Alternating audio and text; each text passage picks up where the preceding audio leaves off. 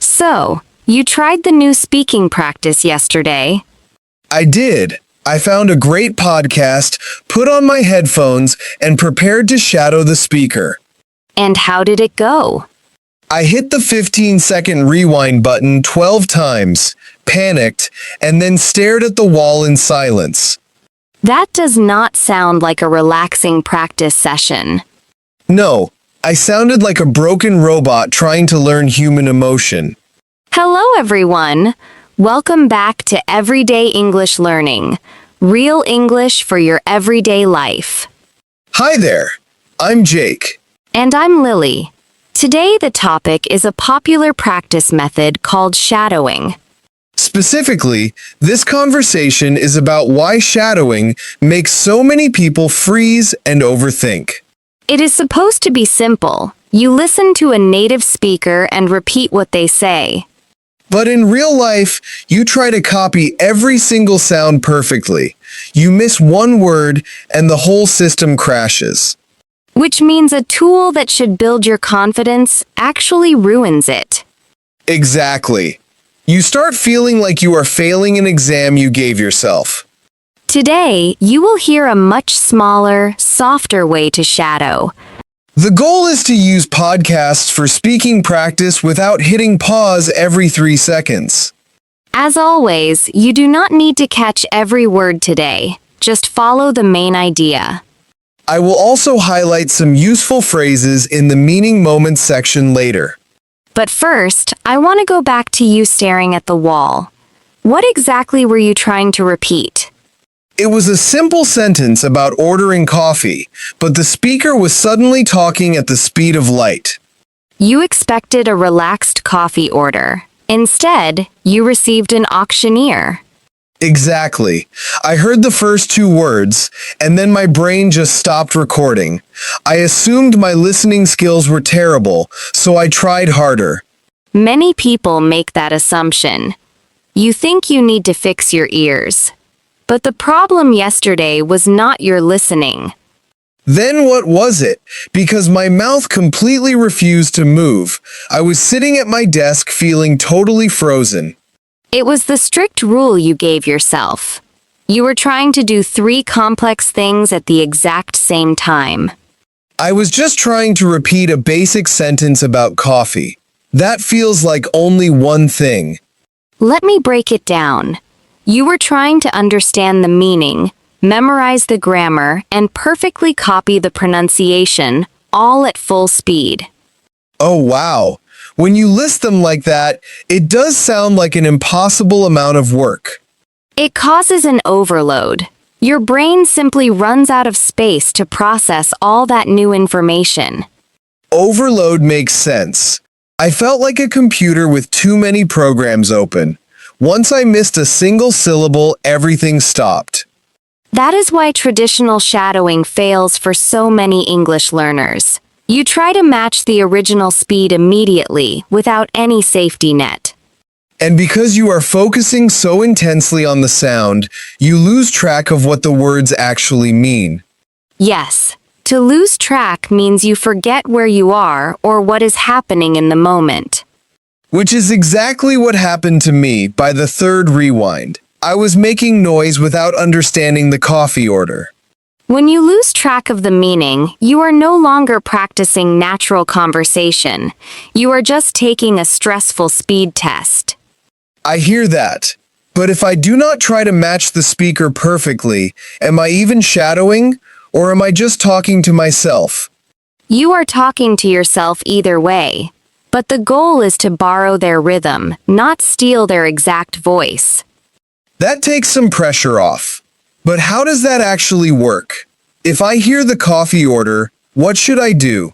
Think about yesterday. What was the exact sentence the speaker used? I listened to it 12 times. I will never forget it. She said, I think I will just grab a quick coffee before we start. And when you tried to shadow it, where did you freeze? Around the word quick. By the time my mouth shaped the word quick, the speaker was already saying start. I was always trying to catch up. To catch up means trying to reach the same place as someone who is ahead of you. Exactly. I was running behind her the whole time. That is why strict shadowing fails for daily practice. Instead of trying to say every word perfectly, try selective shadowing. Selective shadowing? So I only repeat the parts I like? You repeat the anchor phrase, the core piece of grammar. In that long sentence, the most useful part is simply, I will just grab a... So I let the speaker finish the whole thought, and I only practice that one piece? Yes, you listen to the whole sentence first. You let the meaning settle in your mind. Then you repeat the anchor phrase. To let it settle means to pause so you actually understand the feeling of the words, rather than just copying the noise. Right. Let us practice that sentence frame. You can use it anywhere. I will just grab a quick lunch. I will just grab a bottle of water. Perfect. You are practicing for a human conversation, not a voice acting audition. That feels much lighter. Yesterday, I was trying to repeat the whole sentence while walking to the train. That requires a lot of coordination. I am pretty sure I looked like I was arguing with an invisible person. I am sure your neighbors enjoyed the performance. They crossed the street to avoid me. But this selective method makes sense. I just have one concern. What is the concern? If I only practice the short, comfortable phrases, how will I ever learn to speak in longer, complex sentences? That is a very fair question. If you only ever say, I will just grab a coffee, your vocabulary might stay a bit small. Exactly. I want to tell stories, explain my job, and share opinions. I cannot do that if I only practice 5-word sentences. I hear that. You are confusing practicing a piece of a language with performing the whole language. Think about building blocks versus a finished house. Wait, so the short anchor phrases are just the individual bricks? Yes. When you practice selective shadowing, you are collecting strong, reliable bricks. Let us look at 2 different learners. Okay, I have a feeling I know which one I am, but continue. Learner A tries to repeat an entire 2-minute podcast story perfectly. They want to speak in complete paragraphs immediately. That was my strategy yesterday. I dropped the bricks and the house collapsed. Right. Now, learner B only repeats the transition phrases. They practice saying, what happened next was, or, to be honest, I did not expect. Oh, I see. Those are short phrases, but they are not basic. They are the glue that holds a long story together. Precisely. Complex sentences are rarely one giant continuous thought. They are usually just short, familiar phrases linked together naturally. So if I master the small pieces, the long sentences naturally become easier to build when I am talking to a real person. Yes, but here is the realistic limitation. This method requires delayed gratification. You will not feel fluent on the first day. Delayed gratification means accepting a small, quiet result now to get a much better result later. Exactly. Repeating what happened next was feels much less exciting than trying to give a confident speech in your living room. My living room speeches usually end in awkward silence anyway. I just stand there holding a coffee mug. That is why you need a shadowing routine that survives a tired brain. You need a simple system for an ordinary Tuesday. I am completely convinced. So how do I actually set up this system? What should I listen for when I put my headphones on tomorrow? Tomorrow, you will try a simple routine. We can call it listen, catch, and release. That sounds like a fishing trip. How does it work for a podcast? Step 1 is simply listening. Do not try to speak immediately. Just hear the natural rhythm. That is easy enough. I can listen without hitting the panic button. Exactly. Step 2 is the catch. Wait until you hear a useful, repeatable phrase. Okay, say a sentence, and I will try to catch the anchor. To be honest, I completely forgot the meeting was today. The anchor is definitely the beginning. To be honest, Perfect. You caught a phrase you can use in 100 different situations. Step 3 is release. release means I let the rest of the sentence disappear. I do not repeat the part about the meeting. Yes. You speak your short anchor phrase, and you let the podcast keep playing. You never touch the rewind button. So while the speaker finishes their long thought, I am just calmly saying, to be honest. Right. And then you relax and listen again until the next useful phrase appears. That feels completely different. I am not fighting the audio. I am just borrowing pieces of it. Exactly. But let us test the difficult moment. What happens if you try to catch a phrase and you completely mispronounce it? My old instinct is to stop, rewind, and practice that same word until I fix it. That habit causes the freeze. The new rule is that you never pause. If you miss a phrase, you simply release it. I just forgive the mistake immediately and wait for the next phrase to arrive. Yes. The audio keeps moving forward, and so do you. You cannot rewind a real person anyway. That is a very fair point. I can definitely test this tomorrow. I will keep my hands far away from the pause button. I think you will enjoy the practice much more, and your neighbors might finally relax. We can only hope. So what specific language should we review before we finish today? Let us slow down for today's meaning moments. This is where we review the vocabulary from our conversation. Exactly. Earlier you described feeling like a computer with too many programs open. Yes, my brain just stopped working. We called that an overload. It means receiving too much information at once. So, you simply run out of space to process anything new. Right. Repeat. Overload. Overload. Next, we talked about focusing so intensely on pronunciation that you forget the meaning. Ah, yes. You said I lose track of the conversation. To lose track means you forget where you are or what is happening.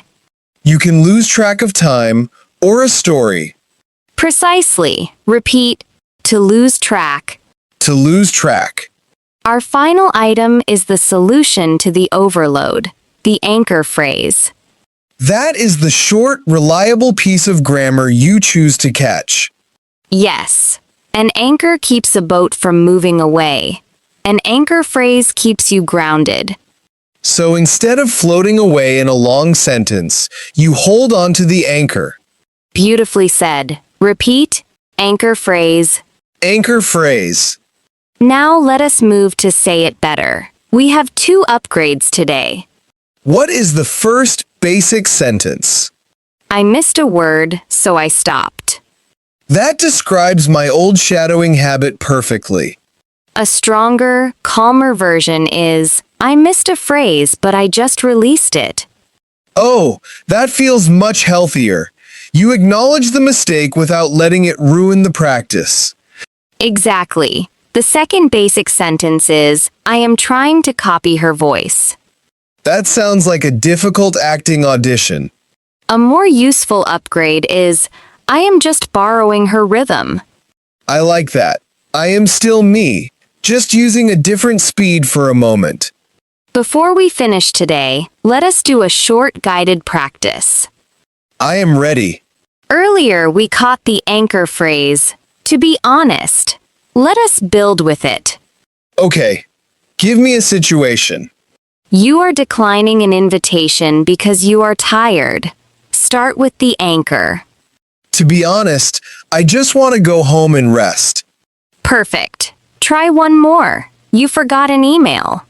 To be honest, I completely forgot about that message. Excellent. Now it is the listener's turn. Think of a small mistake. Start your sentence with, "to be honest." You do not need to pause the podcast. Just say it out loud and keep moving. I finally feel ready to practice shadowing without the panic button. I am excited for your neighbors. Me too. Tomorrow, they will see a relaxed guy walking down the street, not a broken robot arguing with the air. You are no longer taking a stressful speed test. You are just borrowing rhythm. It is amazing how much lighter the practice feels when you stop trying to perfectly control every single syllable. We talked about a lot today. We looked at how strict shadowing causes a mental overload. And how trying to catch every word makes you completely lose track of the actual conversation. The solution is to drop the heavy paragraphs and collect small, reliable anchor phrases instead. Listen, catch, and release. No pause button required. Exactly. For your small action this week, try this new method for just 5 minutes. Put on a podcast, wait for a useful anchor phrase, speak it naturally, and let the audio keep playing. We would love to hear from you in the comments. Have you ever felt the shadowing freeze? Tell us your story below. It helps to know I am not the only one staring at a wall in silence. If this conversation helped you rethink your practice, please subscribe to the channel. It is the best way to support everyday English learning. I am glad you are finally friends with the podcast audio again. I am just happy I do not have to rewind a simple coffee order 12 times. Remember, you do not have to sound like a voice actor to have a great conversation. I am Lily. And I am Jake. Thank you for joining us today, and take care. Keep moving forward, and leave the pause button alone.